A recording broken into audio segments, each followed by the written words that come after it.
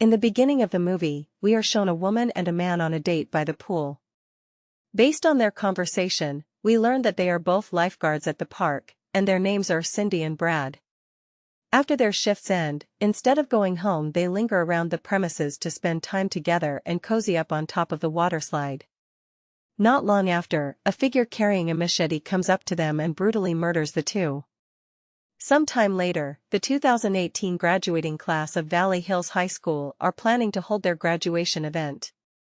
They plan for the event to take place at a water park called Wet Valley. The idea was spouted by Alice, a Valley Hills High School alumni who was also the one who came up with the entire event. Much like every other graduation event, all the seniors are excited about spending time together. Not only that they'd get to swim and ride water slides, they also plan to stay at the water park for 3 days. It is now that we get introduced to our protagonist Josh. He and his friends Chad and Slim started a school band called the Blades, and they would perform sometime during the event. Later on, an old man named Conrad comes up to them. He tells them that he works as both caretaker and maintenance technician at the water park.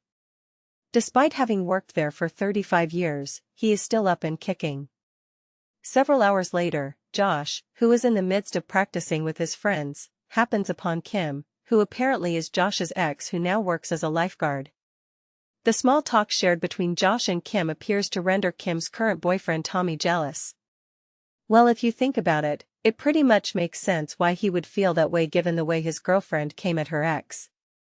In the next scene, we get introduced to Michael, who receives a call from his son, Josh the protagonist. During the call, Josh deliberately asks his dad to come to the water park to watch him perform. We then get introduced to one of the people in charge at the park, Priscilla. She is a 1992 graduate of Valley Hills High School. Slim says that he heard a rumor circulated among the students about Priscilla supposedly choosing one graduate to have sex with each year. The rest of the class are now enjoying the water park's main attraction, a set of really high and long waterslide tunnels. All is good so far and nothing appears out of the ordinary, at least until several bratty teens decide to go down the slide with a bottle of liquor in hand. The incident prompts Paul, the owner of Wet Valley, to take action and Conrad the caretaker to clean the pool from broken glass and blood. In the afternoon, Kim and Tommy happen to come across Josh, who is hanging out with Chad and Slim. Josh's friend summoned Tommy to ask him to look for a cord extension. While Tommy gets busy setting up the speaker and microphone cables, Josh opts to seize his opportunity to be alone with Kim in another area. Alone and sneaking behind Tommy's back, Kim and Josh start hooking up. Meanwhile, Josh's dad is having dinner with Priscilla. In the beginning, they are shown conversing, but we, the audience, aren't able to hear what they're saying at first. Based on their conversation, we learn that Priscilla is the wife of Paul, the owner of Wet Valley, while Michael aka Josh's dad is known as a wealthy man in the area. During the dinner, Michael voices that Paul doesn't know that he's got something good sitting right in front of him. Some time passes, and now Josh and Kim are walking up to their friends as it is almost time for his band to perform. Several classmates are watching them from afar and one of them says that something is going to happen to them. The seniors are now enjoying a performance by the Blades, who are performing 80s hits. Kim, who is watching, pretends to not like Josh's singing and condemns the loud noises their instruments make. Josh's dad and Priscilla attend to watch Josh perform. Up until this point, Tommy is still unaware of the fact that his girlfriend cheated on him. But then, it turns out that one of the seniors had recorded Josh and Kim hooking up and has now shared the video in the seniors group chat. Tommy sees the video and gets understandably furious. He runs up to the stage and beats Josh in front of everyone. Things escalate even further when Priscilla catches her husband cheating with Alice, the girl from the beginning of the movie. Later on, Michael walks up to his son, Josh, and tries to calm him down. He then asks Josh's opinion about his idea to purchase the water park. Unbeknownst to them, Alice is eavesdropping and she hears everything. She proceeds to find Paul and reprimands him for negotiating to sell the water park. Alice, who is Paul's mistress, is insecure as she feels that Paul might leave her after receiving the money he earns from the negotiation. The drunk Paul assures her that there is no way he would sell the water park as it is his only source of income. Several hours after, all the seniors are resting up for the night, and no one is out and about, except for one person who breaks into one of the water slides to install a pair of large metal blades, arranged in an X shape inside. Even worse, on the next day Michael, who is walking around surveying the area, is apparently being followed by a mysterious figure. Michael gets shot in the leg and is then taken to the shed. As it turns out, the shed also contains Cindy and Brad's dead bodies, the two lifeguards from the beginning of the film. In the next scene, we learn that Tommy has been fired from his job and Kim has just dumped him. Shortly after, Conrad comes up to him and tells him that Kim no longer cares for him. However, Tommy still holds out hope because he loves her. After lunchtime, Conrad the water park caretaker runs the water that goes down the water slides. At this point, no one is aware of the metal blades inside one of the slides. Meanwhile, Priscilla, who also works there, opts to spend her time hooking up with Slim instead of doing her job. In the afternoon, all the seniors are excited to participate in a fun competition with a $500 prize. They would be split into teams and will compete for the fastest to slide down the water slides. Naturally, Josh teams up with Chad and Slim. However, Slim is still nowhere to be found. They instead see Tommy, who suddenly comes up to them despite having been fired from his job. Tommy tells them that he comes not as an employee but as a visitor now, and he is also taking part in the competition. The rest of the seniors don't seem too fond of the idea and won't let him join. With Slim still nowhere in sight, Josh and Chad decide to ask Kim to team up with them. Not long after, Tommy, who has nothing better to do than stand around, notices something amiss.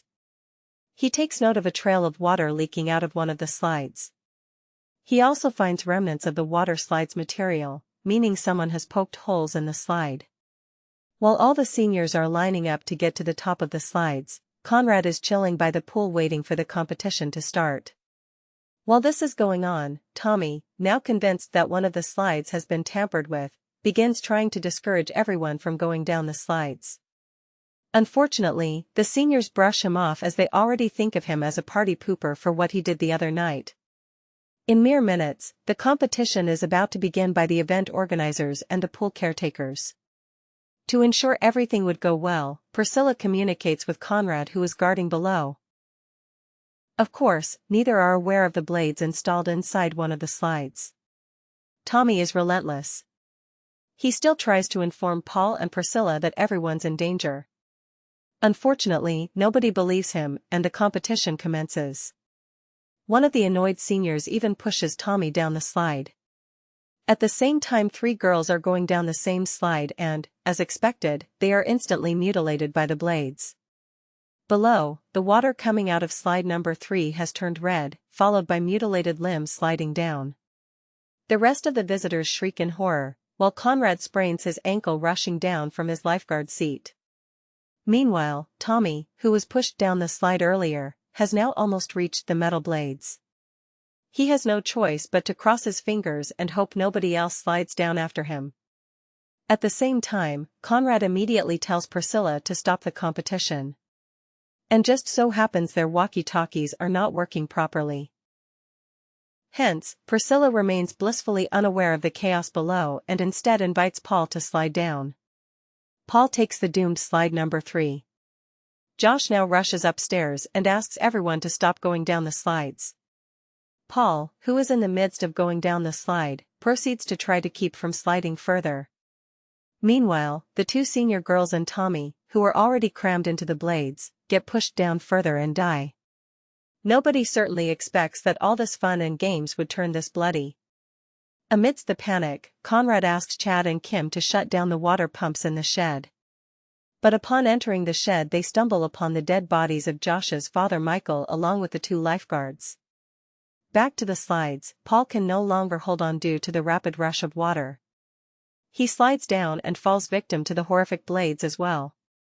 Following the massacre, Josh is informed by a lawyer that his father has left him quite an inheritance. However, one thing his father has not yet finalized is the purchase of the Wet Valley Water Park, which he had planned to demolish to make space for a $20 million shopping complex. Since Paul the owner died in the incident as well, that makes Priscilla the sole recipient of the money made from the transaction. The film ends with Priscilla smiling, followed by her memories showing her as a young girl when someone was killed at this park years ago, with no one bothering to help. She witnessed the entire thing when she was still a girl, and we can conclude that the culprit behind all the 2018 tragedy is Priscilla. She most likely concocted an elaborate plan, perhaps as a form of revenge, and simply to gain an inheritance.